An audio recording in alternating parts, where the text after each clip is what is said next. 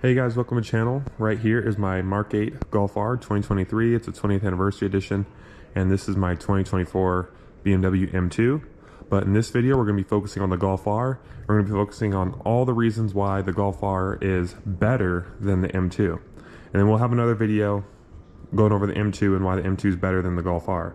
But this video is going to be dedicated strictly to the Golf R and all the things that this one does better in my personal opinion. And it's backed up by some facts as well. So let's go ahead and hop in and go for a drive. All right, guys, we are off. It's a little bit rainy here in Vegas today. It's my day off, so I decided to actually not go in and take my day off because people don't like coming in and buying cars in the rain. So we're just gonna be doing a video on the Golf R. By the way, some of the things I mentioned will be said in the previous video I made on these cars. Okay, so starting off with number one is that the Golf is just a more comfortable daily driver. So not only is it easier to get in and out of, but it's just a more comfortable place to be. The seating position's a little higher. The visibility is really good. You know, it doesn't feel like I'm sitting like far deep into the car. It feels more like, you know, I'm sitting, not really like on it either, but just the seating position feels nicer. Suspension is a lot more comfortable, especially when I have it in my custom setup. It's quieter, so when you're just cruising around, it's nice and relaxing. All right, number two, Golf does get better MPG. So even when I drive it, really aggressively, the Golf R still gets better gas mileage than the M2 does. Obviously, the M2 is a twin turbo inline six, so you know it makes sense why it gets less gas mileage than the Golf R. But it does. So the Golf R gets pretty decent gas mileage. It gets like mid-20s when you're cruising normally. You can get up to 30 on the highway if you're just going straight highway. So the MPG is nice. Another thing, you guys can tell it's raining outside. The all-wheel drive is a big improvement, especially with inclement weather. Let's say you live in a snow area, whatever.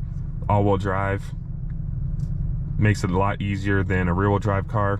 And just all-wheel drive stability. Like, for example, I can take off whenever I want at a stoplight. I can take off in the rain.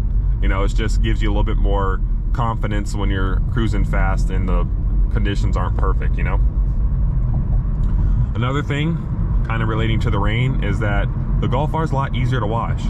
So since the car's smaller and just the way the body lines are, like they're a little bit more smooth, they're not as like angular as the M2 where there's a bunch of like weird little angles and squares and boxes and stuff. The Golf R is really, really easy to wash. Like if I hurried, I can wash this car like super fast. And it's white, so you know, it doesn't show like the, I mean the color has nothing to do with like comparing the cars, but this is just like my own personal cars. Since this one's white, you know, you barely see any sort of water spots or whatever, so it makes it a lot easier to clean. The steering feel is actually better on the Golf R than it is on the M2. The M2 doesn't necessarily feel bad, it's just that the Golf R feels a little bit more connected with the car. You know, they both have adjustable modes where they can stiffen up or get softer. But yeah, the Golf R steering feels a little bit better. It feels a little bit more darty, a little bit more point and shoot. Another benefit, Golf R has rear seats. So if you have like a car seat, if I take more than one person with me, they'll be comfortable in the back. I mean, it's not a lot of room, but it's better than having a coupe, because a coupe you have to put the seat up, it's a big hassle, then you have to put the seat back, and you know, it's just a huge headache. So if you have more than two people you carry around your car, the Golf R is kind of like the way to go. You can see we got the front seat legroom there and the back seat, so you have 4 doors. It's easy if you carry people around, carry your friends around, whatever. So it's another benefit. Another thing is, since the hatch design, there's a lot of space for like big items. So like if you like to buy furniture pieces or stools or whatever, you can put it in the car no problem because of the hatch design. So obviously the M2, it has a trunk, so you can't put super tall items in there. Golf R, you can. Another thing that's kind of weird is you'd think a 60-some thousand, well mine was 70,000, but you think an M2 would come with cooled seats, but actually it does not. The Golf R, I have cooled seats. The M2 only has heated seats. And the Golf R seats are perforated, as you guys can see there. And the M2 seats are just regular, they're not perforated. That doesn't really like bother me, but I mean, the perforation's normally on like higher end cars, so that is a little bit nicer for the Golf R. Another thing is the leather on the seats is softer. Has nice Napa leather. They feel really smooth and comfortable. Nice soft leather.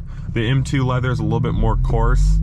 Again, it's fine, but the Golf R just is a little bit nicer as far as like the front seats. Another thing I really like about the Golf R is the sleeper look. So this car does a 3.9, I mean, maybe a little bit quicker since I have the tune, but this car does a 3.9 0 to 60, and it does a mid 12-second quarter-mile time completely stock. And you would not expect that out of a car like this. Like on the road, it looks like, you know, it looks sporty, you know, it has the wing and the quad tips and everything. You can definitely tell, but that kind of sleeper look I really like about it, because it's kind of unsuspecting. People don't expect the car to be as quick as it is. Obviously the M2, you know, it's big, beefy, and wide body, and that has its own appeal too, but you know, you kind of expect the BMW to be fast. You kind of expect the M2 to be fast just because it looks aggressive and stuff. This car is just really subtle, you know, just a normal, you know, daily driver type car, and it's really quick. So it kind of gives you that cool little like sleeper vibe. So the M2 has a really intricate wheel design. There's like all kinds of spokes and crazy angles and stuff. It makes it a pain to clean, and then also you know, it has those beautiful red calipers on mine, and you can't really see them because there's so many spokes that covers up the wheel, and it's hard to clean the barrel of the wheel as well. So I think the wheel design on the Golf R is actually better in that regard. Another thing is the headlights. Again, I mentioned this on my my comparison video where I had both of the cars in the garage, but the headlights on the Golf R are better than the M2 as well, because the Golf R's headlights actually light up the road a little bit like further out on the sides. Has a much nicer high beam as well. The M2, the high beam doesn't do much of anything. This car, the high beam actually does make a pretty big difference in like light output. Another benefit to the Golf R is you can run E85 on the stock fuel system. So if you just buy a $1,000 tune, which will include a, from 034 at least, which will include a stage 2 transmission tune, for the tunes that are available. Obviously I can't tune mine yet, but you can get a stage 2 transmission tune, a stage 1 ECU tune with E85, and you're already faster than an M2 0 to 60, faster than an M2 in the quarter mile for the most part, and you're not that much slower in a roll. If you guys haven't seen that video, feel free to check it out in the corner.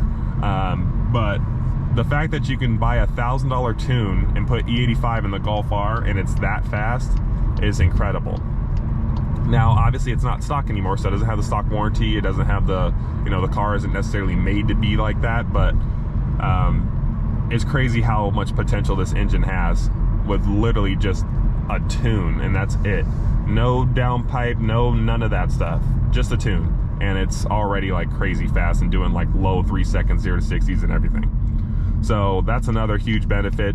You know, if you're looking for like performance and value and stuff, the M2, don't get me wrong, has great performance for the value, but the Golf R with just a stage 1 tune is similar.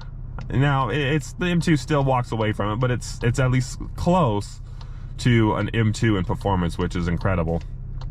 Obviously, as you guys know, the M2 is around like 66 grand. Mine has a few miscellaneous options that you don't necessarily need, which brought up to 70, but M2 you can get around 66. This goes around 48. You can get a $1,000 tune, which makes it 49, and you're really quick, you know, keeping up with the M2. So all of those reasons makes me believe that the Golf R is better than the M2 in a lot of ways. It's a great value, $48,000 car. Like I said, $1,000 tune, and you're already crazy fast, faster than an RS3. So I would highly recommend this car if you guys are cross shopping the two. The M2, I will say, if you can afford the M2, you know, does have a lot to offer and has even more potential, but the Golf R is not a bad option, especially if you need, you know, 4 doors and the all-wheel drive and the other stuff that I mentioned, if that's important to you, which a lot of it is important to me, which is why I mentioned this. You know, the Golf R is a great car. So if I only had one car, I would not be upset at all driving the Golf R only. And I did that for a few months before I got the M2. So if you guys enjoyed this video, please give it a like and subscribe. Share your thoughts in the comments below. I want to hear what you guys think. Do you guys think the Golf R has a really good value proposition, especially with, you know, the E85 tune available? Or, you know, Do you think that the M2 is worth the $18,000 to $20,000 price difference? You know, let me know what you guys think. So this concludes part 4 of this video series. Part 5, you guys will see, will be a video just like this, but in the M2, going over all the reasons why the M2 is better than the Golf R, and that will be my personal opinion, backed up by some facts as well. So stay tuned for that video, and if you enjoyed this one, please give it a like and subscribe, and I will see you in the next one.